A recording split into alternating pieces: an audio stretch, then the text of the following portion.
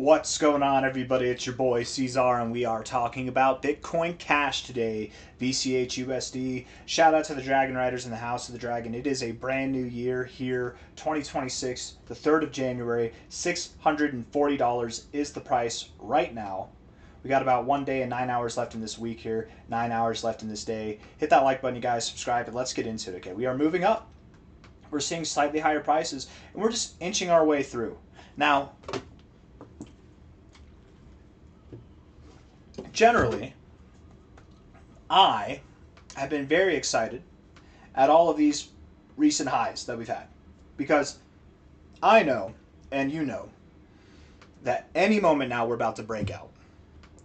However, I'm not not a financial advisor, I wouldn't be surprised if we're not breaking out now. There's not a whole lot of volume coming in. Bitcoin's rather boring. The rest of the markets are rather boring. It's not that Bitcoin Cash can't pump in the face of this boring behavior across the markets, but it just likely doesn't do that. Likely, I mean, we're so close. We're so close to this time where I think the markets are about to kick off in a good way. The bull run will begin probably, at the ending of January, probably sometime in February. We're so close to that moment. What's a couple weeks more of consolidation, right? And Bitcoin Cash can consolidate from here. We can see a higher high and it consolidate. We've been doing this the whole time, and Bitcoin Cash is very volatile. It likes to be volatile. I mean, this whole move up was basically a straight line up, but you had highs and lows galore throughout all of it. Very tradable range. We're doing the same thing now.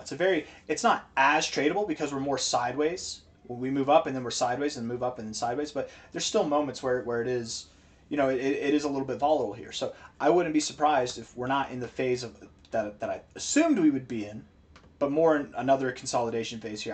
In other words, I don't assume that we're just going to rip right through the roof here. I hope I'm wrong. I would love it if I'm wrong, but I'm not saying that. I'm not saying these words because I want to be wrong. I'm saying them because I want to be right, hopefully, right? Looking at this on the short-term stuff, looking at this on the 1 hour time frame. We'll get to the long-term stuff in a second. You look at Coinbase, volume is depleting as you're moving up. This is a bit tricky here. This is a bit tricky because we have a flat top with ascending lows. Your volume's depleting, but that's not necessarily a bad thing. It is not a good thing to see your volume depleting as you're getting higher highs in your price, and you technically are.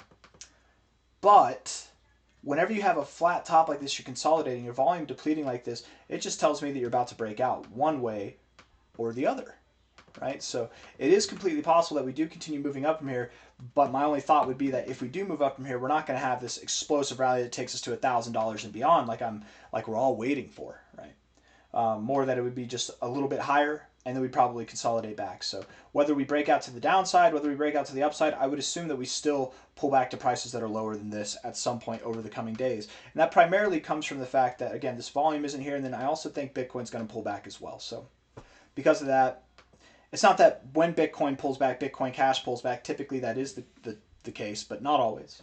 But I would assume that this time we probably go with the flow of things. We look at the 1 hour time frame. We do have a little bearish divergence on the RSI. A little bit of bearish divergence on the stochastics as well, and some bearish divergence on the MACD. All on the 1 hour time frame. It's not that significant. Bearish divergence here doesn't mean this. I mean, it could.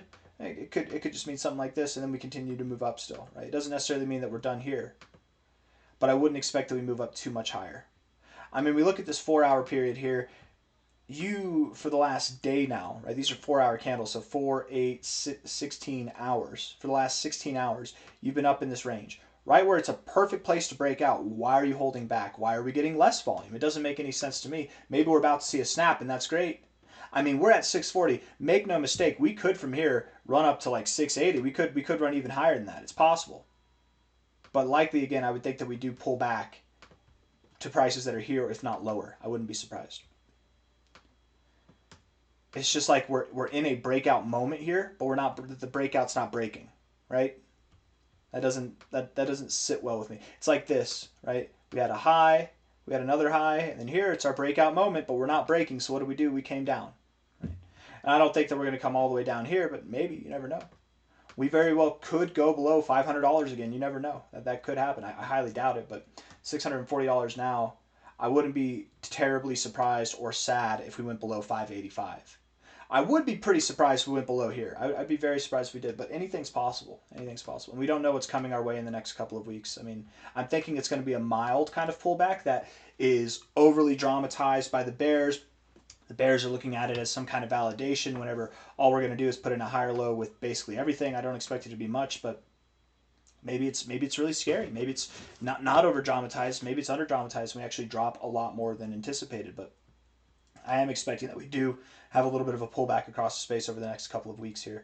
4-hour time frame. Looking at the RSI, we're overbought. We look good. We look healthy. We look strong. Stochastics look good, and the MACD looks good as well. I'm not really wooed by it, but it does look good. I mean, the idea that we could continue from here is definitely on the table. It's definitely a possibility.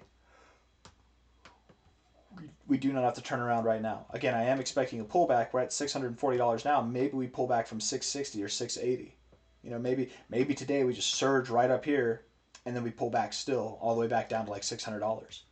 Personally, I would expect, and I do expect, that we maintain this higher low structure. So I would not expect that we go below these levels here.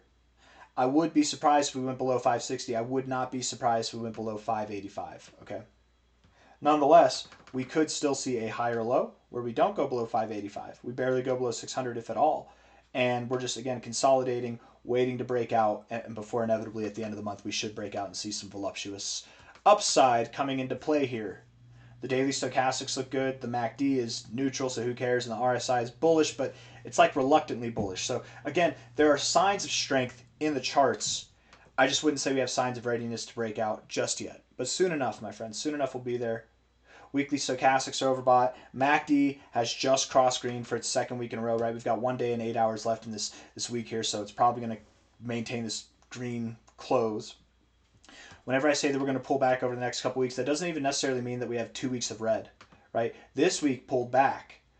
This week pulled back. Last week pulled back. We had wicks. We had a wick here. All 3 weeks over the last 2 weeks have pulled back.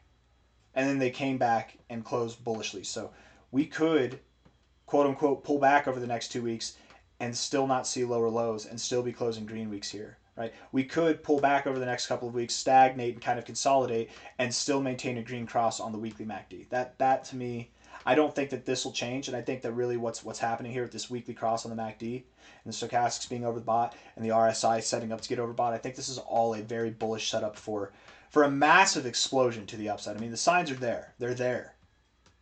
And of course, we're going to explode. I mean, look, we've been consolidating here since April 2024.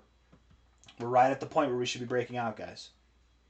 We are on top of what is probably the largest consolidation phase that Bitcoin Cash will ever see in its existence. Huge, absolutely huge. Multi-cycle since 2017, or 2018, since 2017, the very end of 2017, since 2017 till 2025 in July. We've been consolidating on top of this, and now we are ready to break out. We really are. I just think that most of this breakout, most of this move is going to happen in the months of February and March. We're in our final days, final weeks of setting up here. If I'm wrong, the only way that I would assume I'm wrong is that this happens sooner. I don't assume I'm wrong to the downside. I mean, of course, anything can happen, but I think this is incredibly unlikely. And statistically speaking right now, I think Bitcoin Cash is one of the top performing coins of the top 100. Of the top 20, it's outperformed everything in the top 10 over the past month or two. Since October 10th, it has outperformed the average altcoin, the top 200 coins, dramatically. It's one of the top performers in the space. And I don't think in this time of uncertainty and negative price action and sadness in the space, I don't think that's all for naught. I don't think that's a small detail. I think it's a huge detail everybody needs to be paying attention to. BCH BTC, this chart, I feel like says it all as well. I mean, throughout your history, you've only dropped versus Bitcoin. And as time goes on, most coins do. If this wasn't a BCH BTC chart, if this was just some random stock, I'd be looking at this and I'd be saying, oh my God, you are in a massive accumulative zone here. You are rounding out your bottom. You are slowly but surely, and you can see it's just systematic the way that you're rounding out this bottom. I mean, literally low here. Oops, that was not your low. I'm going to change it. Hold on. I messed it up, but that's okay. We'll go back and fix it. All these lows, right? right down to this. I mean, you can literally see it, the rounding off, right? Literally rounding off as time goes on. There's a massive shift in the trend that's happening here. We had a solid channel down. Now we're moving sideways. What comes next is typically some upside, right? We've been accumulating here really since April of 2022 versus Bitcoin.